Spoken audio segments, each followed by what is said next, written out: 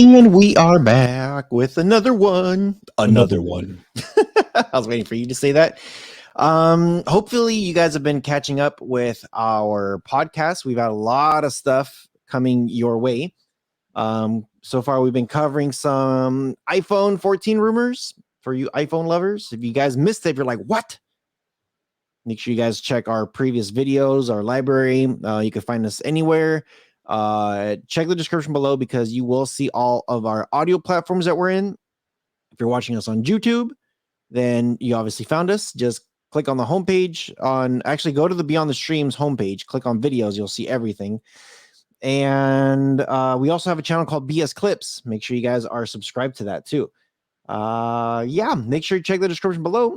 We got a killer VPN to protect yourself before you wreck yourself and keep your privacy safe. And we also got Buzz TV. BuzzTVglobal.com. Make sure you check them out. They have a lot of different products for all different price points. Software is getting a good update to Buzz TV 5. So if you are a current customer of Buzz TV, look out for that update coming to a device near you. That was some explosions. Man. So as you know, we love to game. Sometimes we don't have time to game, but we like it. There's a lot of good friendly conversations out there that we have. Sony ponies versus your Xboxes. I don't know what to call Xbox people. Well, I guess right now it's versus everything else. Sony versus PlayStation. The world, because Sony is ranked as the #1 company in the world, is it not? For gaming? Mm-hmm. Yeah. So actually, funny you say this. Funny that you mentioned this. You watch that, Soldier Boy. And I know there's gonna be I could already hear digital slang just talking smack, and I could hear certain people already talking smack about but nothing. You don't have to take our word for it. You could do a simple Google search. PlayStation has been winning for quite some time now. The only time Xbox overtook them, and this is just straight raw numbers, the 360 beat out the PS3, and basically the reason for that is because the PS3, they were still pushing out PS2 games. PS2 is also arguably the most popular and bought gaming console, also the most games and most popular games and the most fan favorite games of all time of any console. The PS2 pretty much blew the lid off of everybody. Nintendo, Xbox, even themselves, PlayStation. PS2 was just on a whole freaking other level. And PS3, they kind of just shot themselves in the foot when they kept putting games on the PS2. So it's like, why upgrade? Mm-hmm. And the 360 just said peace until the PS4 happened, and then back to Sony. Everyone back to Sony. So I wanted to share this because I thought this was very, very cool. These guys put the PS5 and the Xbox Series X head to head after a year of using both. They're not saying like, oh yeah, PlayStation 1. They're just like, nope. It's clear that the PS5 is a better buy for most gamers.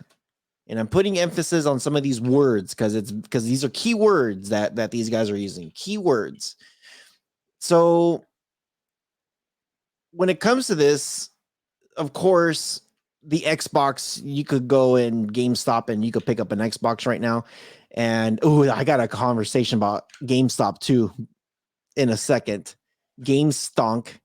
The PS5 is a better fit for most gamers thanks to its exclusive titles and unique features. It's been more than a year since the Sony and Microsoft released their latest flagships. Both systems have set company sales records and they remain hard to find in stores. PlayStation's a little bit more like finding a unicorn, where Xbox is like trying to catch a chicken where it's possible and it's a lot easier to catch a chicken than trying to find a unicorn. So, okay. You like that analogy? Yes, sure. Sure. So, if you guys want to look at this stuff, you guys can see it. I'm going to talk about firsthand experience. I got a neighbor that has a Xbox, and I played it. It's cool. You know, there's nothing wrong with the Xbox. I'm not a fan of the controller. I know people, some people do like the controller. I'll say this, and this is firsthand experience on some of the games that I've played. I know you've said you've tried Call of Duty Vanguard on the Xbox and it was just glitch galore. Mm-hmm. And of course, there's been some glitches on the PlayStation also. So it's not like PlayStation doesn't have any issues. Some people have said they've had overheating issues. I haven't had any issues whatsoever with it. But put your shit down. There you go. Check this out, man. You've heard of Ratchet and Clank. Mm-hmm. There's a new game called Ratchet and Clank Rift Apart. And I've been raving on this new PS5 Remote.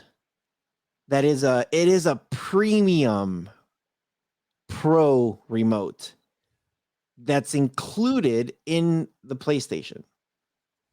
I know they do sell like Xbox had, like, I think in Xbox One they had like a pro remote that you could buy that was much more expensive, closer to like $100 or something. And there's an elite controller that is way more than $100. There you go. Like your elite controller, whatever it is. Yeah, something ridiculous. So PlayStation has that included. I don't know if they're going to come up with another one that's going to be well over $100. I don't know. But their remote that you get, so they still have here. I'm going to show you guys the PS4's remote. They still have this touchpad. They still have this little speaker. The only difference with the new one is this little, where the little speaker's at, you actually could blow in it and it picks it up. There's games like the very first game that you get for free on the PlayStation, Astrobot. There's one thing that you have to blow a little windmill, and you gotta do it on the controller. And as you're doing it, the windmill is going with what you're doing, you know, which is insane. Obviously, it's not like, I feel like the PS4's was more ergonomic. You know, it feels more comfortable within the hands. But the thing that I noticed is what they did was they made it slightly bigger. I thought the PS5 went away from the ergonomics. But what they did was, and I didn't notice this until later, is while I'm playing and I'm resting my fingers and I'm wrapping around, I'm actually wrapping my hand in a very unnatural state. Even though this was a very ergonomic controller, the new one makes you relax your fingers a little bit more like this. Notice that free space that I have right there now? Mm-hmm. So they made it even more ergonomically, even though I thought it wasn't. And after I was doing some reviews on it, I'm like, okay, this actually feels not too bad after a while. Now, this is why I'm raving about this remote, the PS5. On this Ratchet and Clank game, my camera was out of focus for a second. My Ratchet and Clank game, I have my little hammer, and I'm hitting something, and I could hear the ping, ping, you know, on the TV. On the remote, when I hit on a piece of metal, it feels weird. It feels not like I'm hitting metal, but the way the vibration is, it's different than when I'm hitting wood. So when I hit a crate, the vibration is like I can tell the difference. I can tell, like, okay, I'm hitting wood, and when I'm hitting metal, I could feel like it's like the vibration's a little bit harder or something, but I feel it like it's harder. You know what I mean? Mm. the little sound effects when I'm doing it, that little speaker on the remote gives it this weird 3D sound.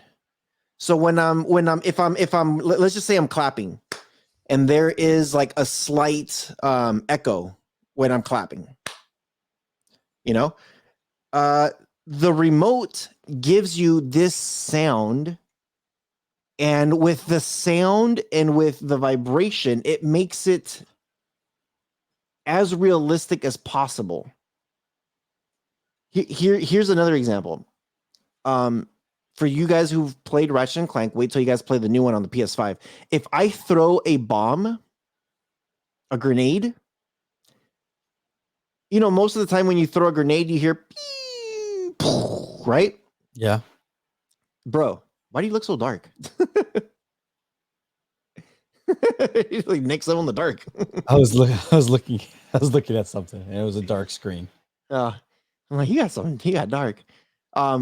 Dude, when they throw the grenade, the remote does this weird sound, like depending on what type of grenade it is or bomb it is or whatever. It's very unique, and you actually feel it like the tension on your hand, like it was heavy, and you just released something. The remote speaker makes the sound go like where it was right in front of you, and then it's going further away. Mhm. As it's going further away, my speakers in the front picks it up, and then it takes the sound further away from me with the TV, and then it explodes over there, and then on my remote you hear like a slight explosion. It immerses me in this 4D dimension. Is this 4D or 5D? I don't know what kind of D it is, but dude, the way the remote works, not too many D's, too easy. Sorry, too easy. The way they did it though, with the remote and the TV speakers, it makes it communicate with that audio, and it gives you a whole level of depth, which it's so hard to explain. Like, if you have a friend that has the PlayStation, just get the PS5, play that Ratchet and Clank game, and it is insane. I already beat that game 100%. I got all the everything. I unlocked everything on that thing because that game was so much fun. But dude, my hair again. I don't know, man. Like, when I had the PS4, I had a lot of fun. The way they're immersing me into this game, into this new console, I should say, with some of these newer games, is just insane. I every time I play it, like, it's funny. Like, you know, when you like some of the technology that's been around, you could stand in front in the middle of a room, and if you turn yourself in a circle, it sounds like you know, like the 3D sound. Like, you go in a complete circle, and it goes around the room, right? Now they're adding it where it's on the remote, and you could also move it in different dimensions.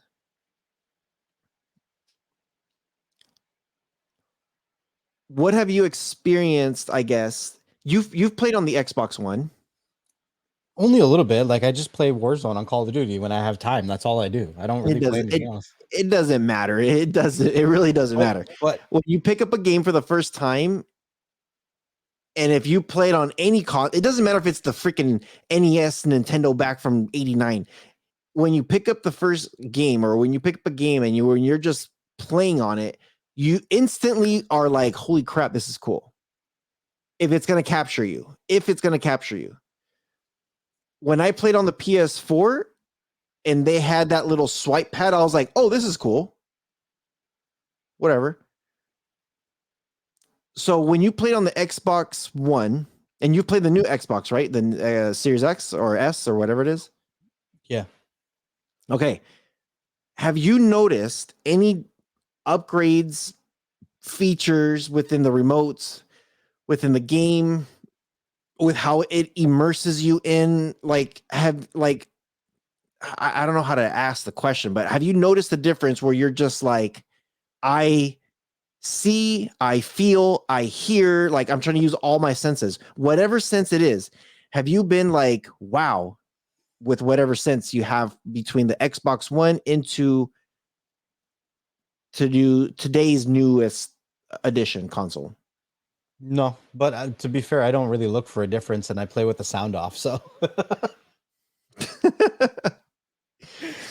What about vibrations on the new Xbox One or Xbox X S? One of them. I don't really pay attention. Like, it vibrates, but I don't really pay attention to it. Like, I'm not really. It's not really that deep for me. See, that's what I'm saying. I was actually looking at my gaming compared to other people, and I'm not a gamer. Like I'm compared to what some other people do, I am definitely not a gamer. I was watching shoot, oh, I don't want to use his name, but there's this guy back in the day that used to do an add-on for the K app called Project D. And it was a sports one, sports replays and stuff, which was great. Anytime you missed the game, dude, that's where you go. Big shout out to him. And him and me talk a lot and stuff. And well, not as much as we used to, but we still talk every now and then. And he's huge on PlayStation. I see the amount of hours that he's on, and I'm just like, dude, I'm not even a freaking 16th of that. Like, I thought I gamed, and apparently I don't. You know, like, dude. But I don't know, like, okay, okay, I'll use this as an example. When you pulled out your brand new screen that you're using right now, what was your first reaction when you had it all set up? This screen? Yeah, compared to your old screen. Oh, it was overwhelming. Like, just there's a lot going on. So the monitor, there's just a lot, right? And you immediately start to, like, I don't know if it's first world problems, but you start to understand, like, this isn't just a monitor upgrade. This is a lifestyle upgrade, because how you were used to using a computer will change when you go from whatever size monitor you're using before to something that's 49 inches. Like something as small as, where do you put your desktop icons? Where do you save things on the desktop? Because if I save it where I used to save it, I'm saving it all the way down there. Like, I'm not even being real. Like, I'm not joking. It's You're like, hold on, I gotta save something. You know what I mean? I like run to the other side of the room. I know that sounds dramatic, but like, I have to go like this to hug my monitor now. So you have to understand where your peripheral vision is. So instead of saving my icons and my stuff to the desktop all the way to the left like I used to, I'm starting to actually save things and pin them to the row on the bottom of the screen, so that they're all right there, or put my icons and stuff right in the middle of the screen, right? And there's actually, oh man, there was another thing that I downloaded from Microsoft. But anyways, I'm going on a rant. Anyways, so it's changing. It's changes how you use something that you use on a daily basis. And see, the thing is, the reason why I ask it like that is because the second that you put it up, you're just like, oh my gosh. It's not like you were looking for something, but it was just a very natural thing that happened. So with me, when I played Astro Boy in the PS5, I'm just like, I played it on the PS4 too, and I'm just like, damn, this game is fun. Like first, you know what? The first 2 minutes on that game, it teaches you some of the new features on the remote. So when you plug in your Roadcaster, and you're just like, okay, cool, I could add sounds. I could do certain sounds now. Cool. And now you're just like, ooh, what else can I get? Like, here we go. Like, you start like playing with it already. You're just like, dude, this is awesome. This is exciting. And when I was introduced to the remote via playing the game, I wasn't expecting much. I was just like, cool, it's another remote. It's like, it is what it is. You know what I mean? Like, I'm not really looking for anything. I just like your screen, you plug it in and you're just like, oh my gosh, this is awesome. The second I picked up the PS5, the last time I felt like that, where I'm like, this is amazing, was the I know, not the PS2, was the Wii, the Nintendo Wii. When you got the things and you're just like the nunchucks and you're just like, this is awesome. The Nintendo Wii made me feel like this is fun. Before that was the PlayStation 2 with some of the games. It wasn't so much the remote, just the gaming. Before that was freaking Luigi's Mansion on the GameCube. It's funny, I could still recite which game it was specifically. And then before that was Nintendo. This PS5 console has brought me back to saying, wow. And the funny thing about it is, every time I put remember Astro Boy is the very first game that you get on the PS5 for free, by the way. You put it in, I'm just like, dude, this is cool. I threw in another game. I played Infamous, and I'm just like, dude, this is cool. The newest game, Spider-Man, this is cool. And the newest game right now, the Ratchet and Clank that just came out recently, I'm over here like I have to stop and say like, hey, come check this out. You know what I mean? Mm-hmm. That's how it's been so far with the PS5. So, end of my rant. I know there's a lot of things that people are saying about PS5, a lot of updates. I'm just telling you my personal experience without looking deep into it. But after I have it, I just appreciate everything, like my speakers, my setup, like all of it, like the screen, the gameplay, what these guys are doing, these gaming companies. There's been a lot of cool stuff. So, what do you have in the news today? So it says for a short while, Sony has made it easier to get PS5 screenshots on your phone. What does that even mean for a short time? Perhaps ahead of letting you save the Epic Horizon Forbidden West screenshots. What does this mean? Sony seems to be close to making it a lot easier to share PS5 screenshots outside of your console. The company had appeared to be rolling out a way to have screenshots and video capture on your PS5 Auto Upload to the PlayStation app, but now it's gone. Sony began testing the feature in Canada and Japan. Haha. Hey, oh, Woohoo, it's me, Canada. It's become available for me in the US on Tuesday. Not for me, but for the person who's writing the article. But in less than 24 hours later, I'm not able to use it. When the feature was first available, to get it to work, I had to do a couple things first.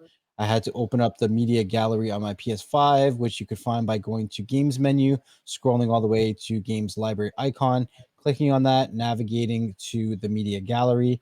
If you have access to media gallery more recently, you might see it along your recently played games.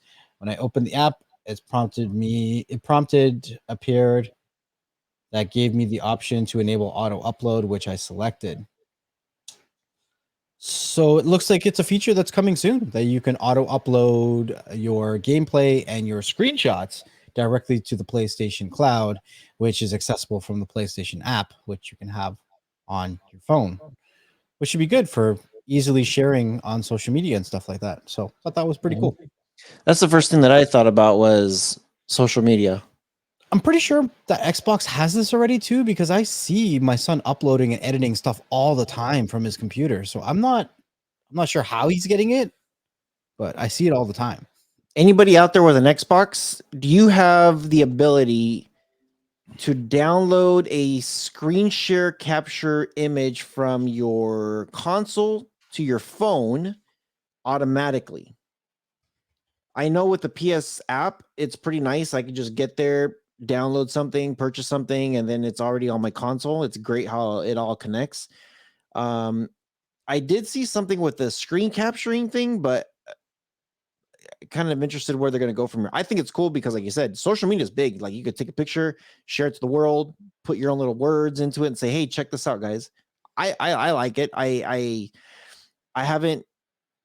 If it was there, I'd never used it. I never paid attention to it, but I think that's a So- cool feature.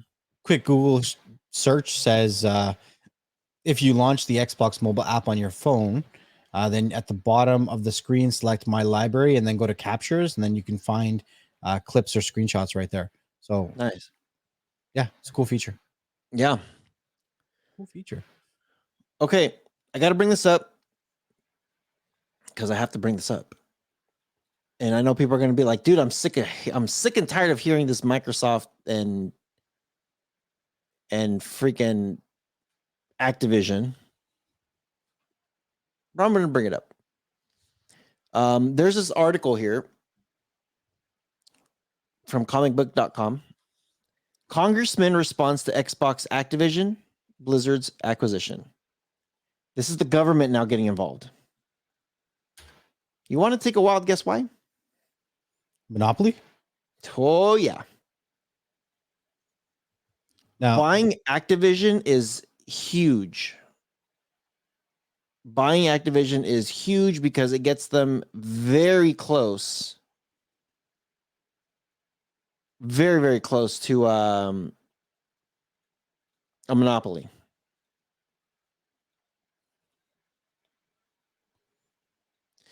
The only thing I'm kind of worried about with what's happening right now is, so I don't, well, Activision Blizzard has been on the news. The whole thing with like the sexual misconduct and all that stuff. Remember that we talked about a year ago? yeah. That was these guys. And what's interesting too is in the last several months,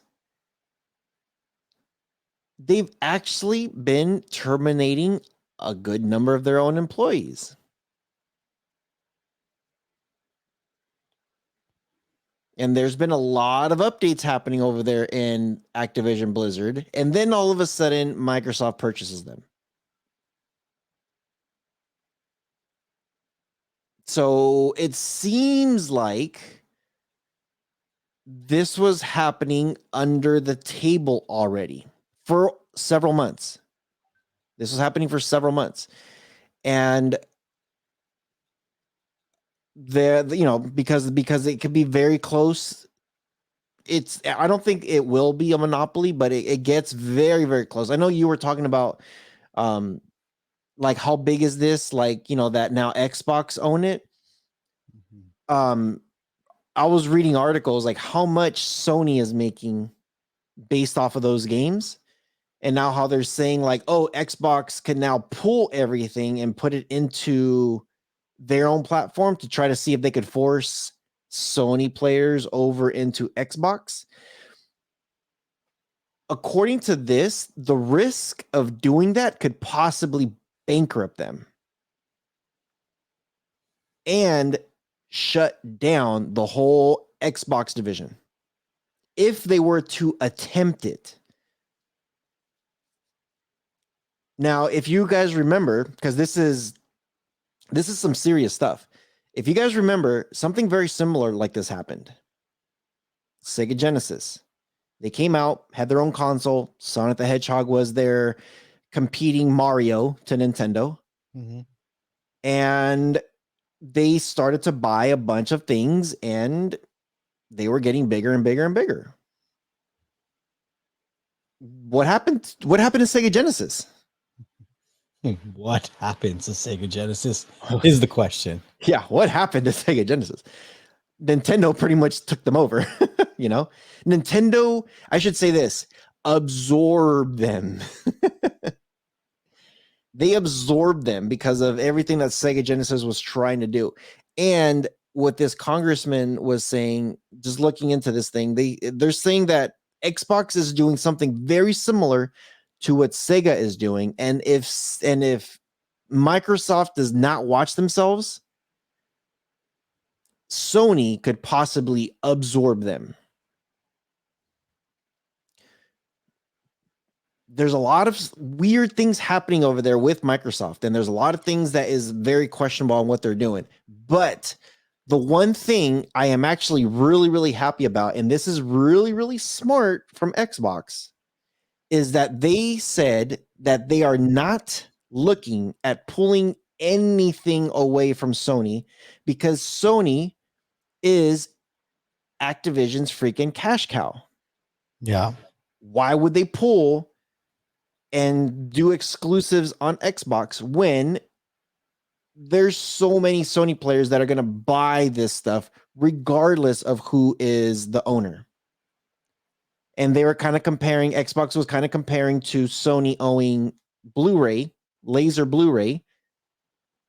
They're just like, you know what? So we had to pay Sony to use this Blu-ray and get all these features within the laser discs.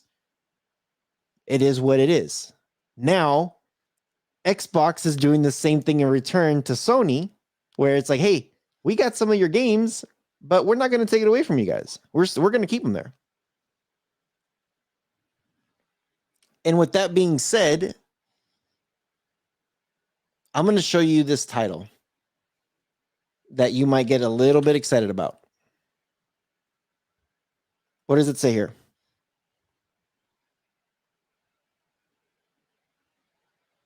What?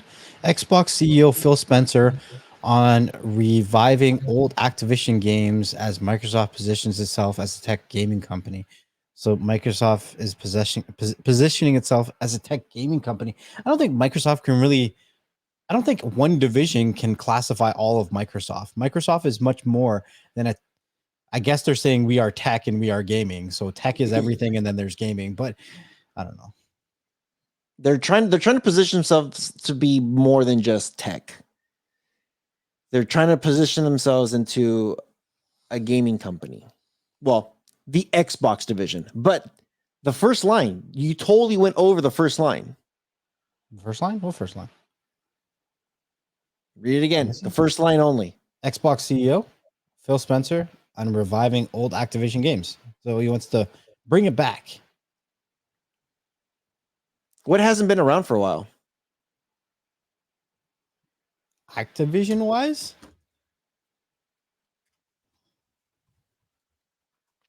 Oh, Modern Warfare? The first thing, Modern Warfare, that's out right now. What are you talking about? Your Call of Duty? Asteroids. The biggest thing that everybody was playing on that we haven't really seen in a while, Guitar Hero.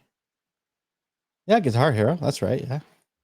That was huge. Did you ever own like everything? Like, remember GarageBand? Was it GarageBand? I had Guitar Hero. I had both. Because they had songs on both sides. But I think Guitar Hero only had the guitars. GarageBand was the one that had the vocals. You had a bass guitar, electric guitar, and a drum set. You remember that? Did you ever did you ever play GarageBand? No. Dude, it was so much fun. For me, that's the first game I think about. Guitar Hero. And one of the things he says is he was looking at the IP list. And then he says, "Let's go!" Exclamation point. He starts naming a few. He says King Quest, Guitar Hero, and then he pauses.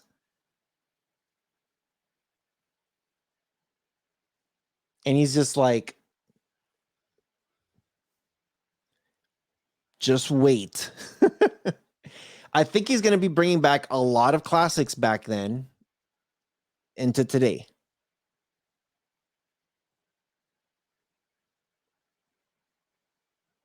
And of course, they're talking about, some of the more popular games, Spyro Dragon, Tony Hawk, Crash Bandicoot. He's talking about like all these games that have been coming in and out. Warcraft, Starcraft. They're talking about the whole Blizzard division. They're talking about some games back from everyone's childhood. Some of the games where they had, like, he's even quoting that Xbox is not in a console war. That the console wars was back when, and he says this when he's like, console war was when we began PlayStation 2 versus Xbox, which we all know PlayStation dominated. And then it swayed a little bit when the PS3 came out. And then he says, you know what? We're not even in a console war anymore. It's been over. It's been over since the last console. We're doing two different things and we're going into two different directions. So I don't know. I'm kind of stoked on what they're doing. I want to see what they're going to do. What do you think? How do you feel about this? They're two companies going at the same objective in two different ways, right? You know, it's very interesting because Sony has more access to maybe cash within that industry. Microsoft has more access to cash outside of that industry. Microsoft also has more access to talent from different pools because they have 32 different studios that they're working with, right? So it's going to be very interesting. Microsoft is also trying to position in a way where we are a better value because we offer you on more devices using things like, you know, Xbox Game Pass on Game Cloud or whatever you want to call it, and PC, right? There's a lot of people that have PCs that are into PC gaming. I know my son was a big Xbox fan until pandemic hit, and now he absolutely loves gaming on the computer, and he prefers gaming on the computer versus the Xbox. But that's a corner of the market that Microsoft has both. They're both in console and PC, so it's going to be interesting to see where things go. Especially, this is one key factor as things become more difficult to make and more difficult to get your hands on consoles. Well, Xbox's solution is you have a PC most likely if you don't have a console, and you can still play the games that you enjoy. So, from a mass production perspective, Xbox does kind of have the upper hand. So, I don't know where this is going to go in the future and how we're going to see more of a division of, I guess, users. Yeah. I'll kind of answer that question right now with a tweet from Phil Spencer from Xbox. This is the last article I got. I know you got a couple. But this is the last thing I'm going to say with this, and then I'm done. And I'm quoting this. Phil Spencer tweeted this January 20th and said, had good calls this week with leaders at Sony. I confirmed our intent to honor all existing agreements upon acquisition of Activision Blizzard and our desire, Xbox, to keep Call of Duty on PlayStation. And here is the most important line that I hope he sticks to this. Sony is an important part of our industry. Yes. And we value our relationship.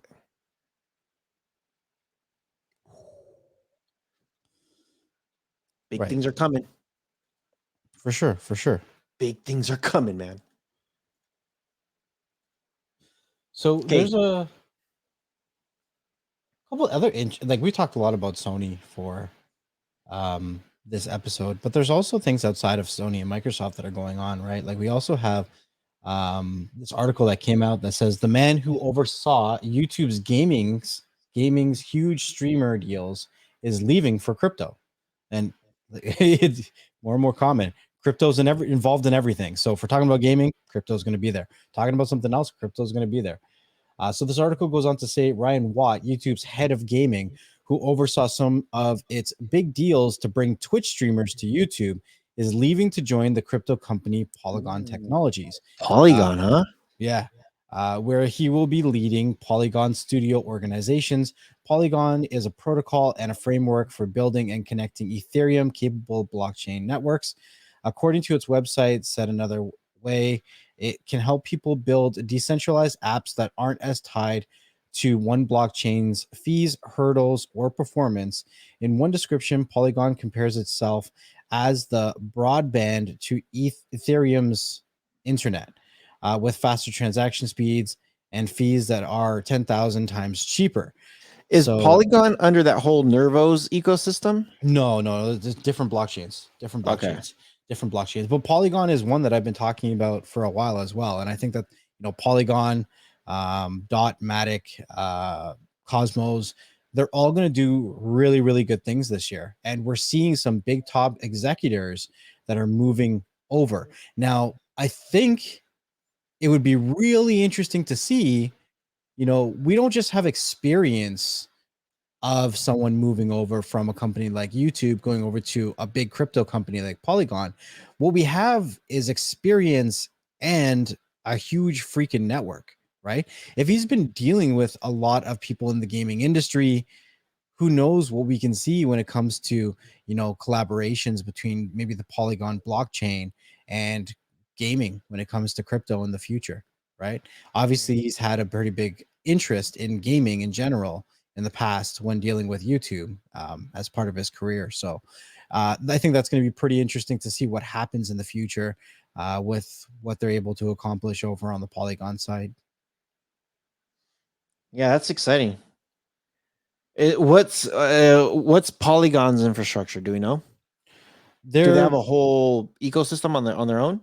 Well, they kind of work off of Ethereum. They're kind of like a layer 2 on top of Ethereum. So they make Ethereum's transaction speeds faster and cheaper. And you're also able to do like NFTs and stuff like that. From this article, it says that they also have a list of partners, including Atari. So I'm not sure what Atari is possibly planning on doing with them in the future. I know Atari has made partnerships in the past with things like Plex, and they came out with that Atari Pass for like $2 or $3 a month where you could play retro games through Plex or something. So I don't know. I don't know. I think that this is going to be really interesting where the crypto generation is going to go in the next year or two.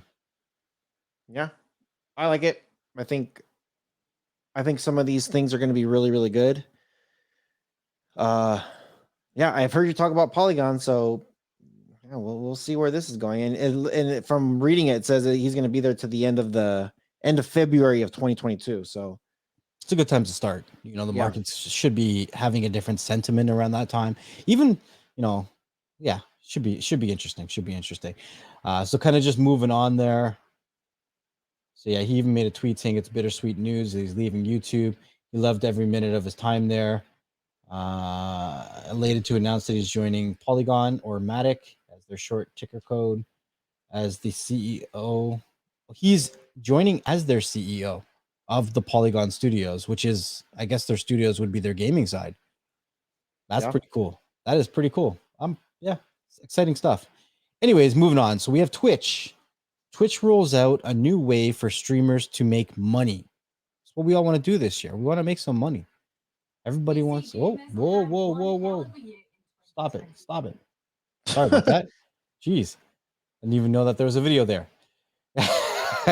All right. So it says Twitch has announced that it will be launching a new program for streamers on its platform, offering them a way of earning a reliable source of income by streaming for a specific amount of hours. Interesting sentence right there. Makes me super curious. Either this writer is really good or this feature is really good, because first thing, reliable income just for streaming a certain amount of hours. How do you do reliable income off of anything that comes to content creating? Because there's so much guesswork to it, right? Like even with YouTube, yeah, you can make certain amount of money for a certain amount of views, but it's also dictated by how much the advertisers are willing to pay you. And then it also comes down to, are you going to get a strike or demonetized for nothing that's related to anything? So there's nothing that's reliable when it comes to YouTube. So let's see if Twitch is any different. It says in a blog post, Twitch explained that the ads incentive program will present personalized offers to select streamers at launch in exchange for a flat payout. Whoa. Streamers will need to stream a certain amount of numbers while running ads Twitch said, "We know how important reliable monthly income is to creators. That's why today we're introducing predictability into a revenue source that is rarely provides it. Ads, the goal is simple. Help you earn a more predictable amount of income through ads with no ceiling on our earning potential." So I guess the more you stream, the more you earn, and it's based off a flat rate. According to Twitch, the ad incentive program was created for two reasons: reliable and predictive income for streamers and managing ads. No more guesswork when it comes to your monthly ad payouts. No more fiddling with ad timing. We want to free creators from additional management responsibilities so that you can focus on what you love with the community that you love. Really interesting stuff. I wonder how that would work. Questions.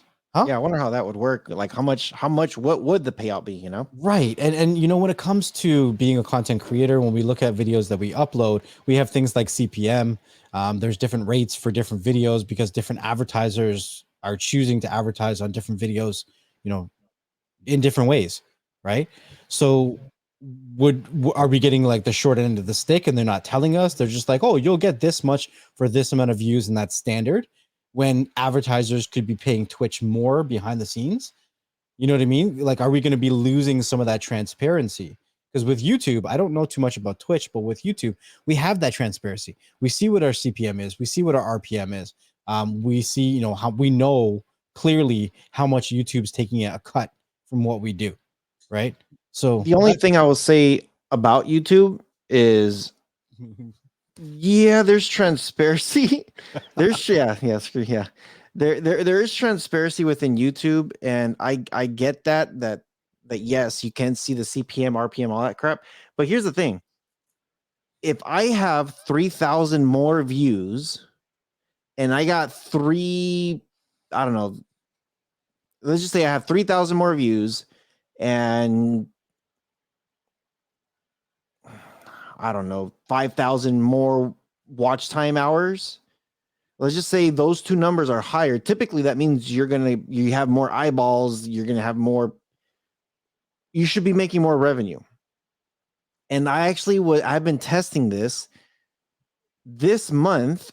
I've been getting more watch time hours and more viewers and more subscribers than last month. However, I'm making less money this month than last month. Well, if we're comparing December to January, companies and advertisements generally pay more in December. My best month has always been January. Interesting. When it comes to like views and all that stuff. But that's the thing. It's if I'm getting more views, if I'm getting more all of that stuff, and it's not and the dollar amount, we're talking about, I think it's like a $200 difference from last month that I made $200 more last month than this month. And it's just like, if that's true, are we getting, if we have less advertisers that are willing to pay more money because they don't want to advertise as much because holiday season's over? Okay, I get that, but I'm still getting more views. I'm still getting more watch time hours. There's more people sticking around to watch, and there's more subscribers, more eyeballs. That means they're paying me, or whoever the advertiser is paying me a lot less. I wish they'd let us control that, where they say, hey, kind of like podcasts. Yeah. Like we put our dollar amount. This is how much we want to make minimum. Anybody less than that, like don't even bother me.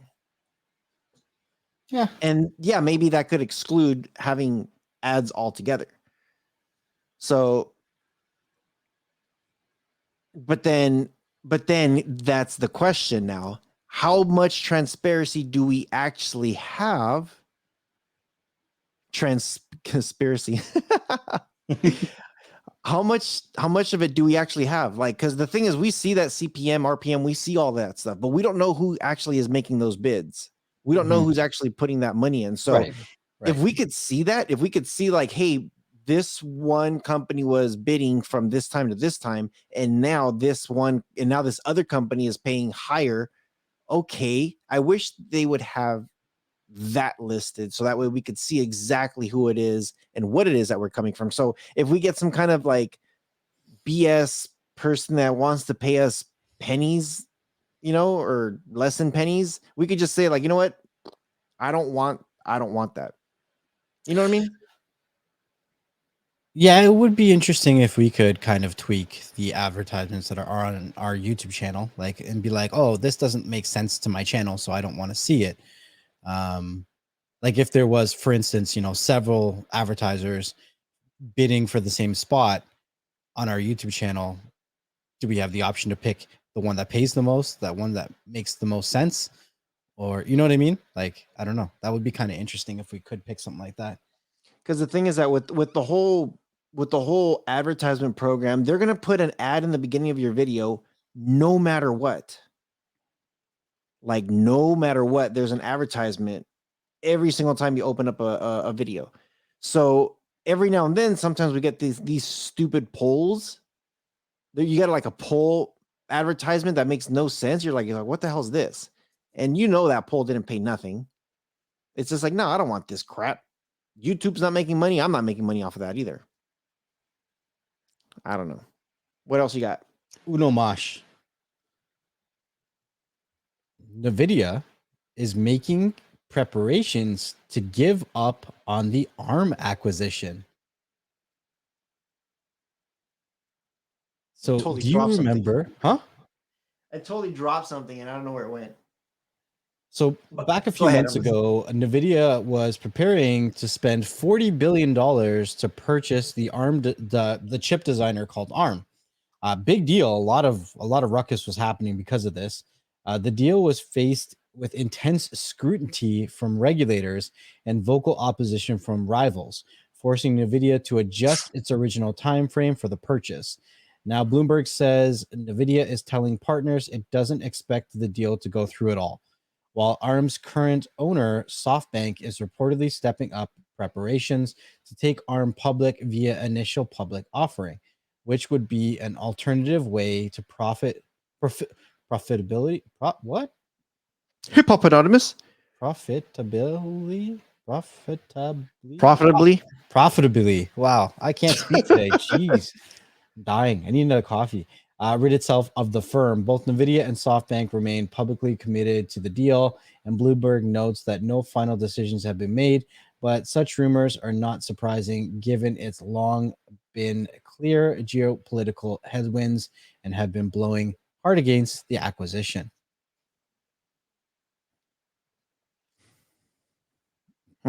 That would have been like a monopoly there, owning ARM. Like ARM's a big thing. Yeah.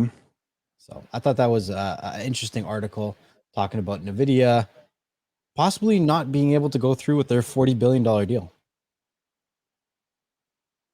Nvidia needs to do something, like give us a new shield. Yeah. I know Nvidia's been on the news every now and then. They pop in that they're doing something. So yeah, I hope they, I don't know. I hope they figure it out. Whatever they're doing, they're obviously trying to figure something out, and they need to figure. I hope they're not. You know what? I hope they're not going through bankruptcy. Who? Nvidia. Hell no, they're not. Nvidia was not going through no bankruptcy. They are not. Not the company as a whole, but like they got rid of their chip to Nintendo, the Tegra. Well, that's because they're focusing on other things. That Tegra chip nothing's been happened. They've had the chips in 2015, but it did nothing with it. Nothing. So they profited off of giving it to Nintendo.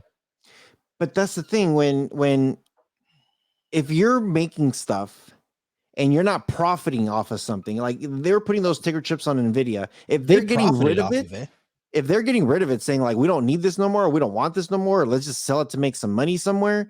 When they're trying to sell, like typically when the company's trying to sell something, and they obviously need money, but for what? Are they needing money to purchase ARM or to do something with somebody else? Or are they just closing Microsoft went through this thing where they closed the whole indie department and then later on opened up their own exclusive department, like, you know what I mean? Like these little departments within a company always comes and goes, where they just say, hey, we're going to close something and reopen something else, or open something else. So I wonder what Nvidia's doing, because it seems like they've kind of been, yes, we're getting these graphics cards, and yes, we've talked about Nvidia Shield, that they haven't really done much with it. It almost seems like they're not that they've given up with the Shield, but that they're done with the Shield, and maybe closing that chapter. I don't know, but it's just something just doesn't feel right with Nvidia. I don't know what it is, but something just doesn't feel right. So to me, Nvidia is involved in a lot of things that have to do with artificial intelligence. When we look at how big the EV market is, I think that they need to allocate more money into more artificial intelligence when it comes to, assisted driving and self-driving, when it comes to all these other companies. In the past, maybe they were just working with Tesla, because Tesla was one of the first ones that was working on assisted driving. But now every single company under the sun is working with assisted driving and artificial driving. And a lot of those, I guess, companies that are in the software phase or the artificial intelligence phase of assisted driving, it's Nvidia, and there's only two companies I really know about. There's Nvidia and there's BlackBerry. I don't know if there's other companies in this field, but the field is way too big to really have one company do it all. Even two companies, like, everyone's fighting for a new generation of technology that's going to affect the way our society works when it comes to transportation. So the development phase, there's always a lot of money that's spent in the development phase. And I think that there needs to be more money, at least from a business perspective, that needs to be kind of pushed in that direction. So we'll see. Yeah, we'll see. So hope you guys enjoyed this episode. Lots of conversations, I know, with PS5, Xbox Series X. The only guy that we left out was Nintendo, because we have no idea what they're doing. Nintendo is, they got their Switch. I know they had that OLED screen that came out, which was big whoop-de-whoop. But who knows if they're going to have a new console. It's already been a year and a half-ish where the new consoles have come out, and Nintendo typically waits 1 or 2 years after. So are we in for a new one this year? We don't know. As soon as we find out, we will be talking about it, though. So let us know what you guys think. Let us know what you guys think. Have you guys found any kind of epic game or like a epic experience that you're just like, this thing is awesome, like I have within the PlayStation, with Xbox, with any gaming console, really? Anything that you guys are just like, hey, this is great, check it out. Yeah, anything you got to say before we get the hell out of here? You want to say, guys, thank you guys for listening to another episode of Beyond the Streams.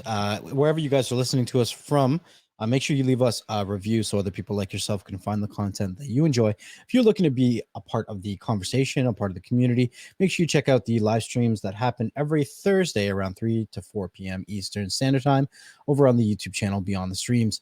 You never know who we're going to have on. We've had conversations with other creators and CEOs from companies of products that you probably do own and use maybe on a daily basis. So make sure you come over, you have those notifications turned on, and you are subscribed to the Beyond the Streams YouTube channel, as well as the BS Clips channel, where you'll find nice little bite-sized clips of the conversations that we have. So we'll see you guys on the next one. Peace.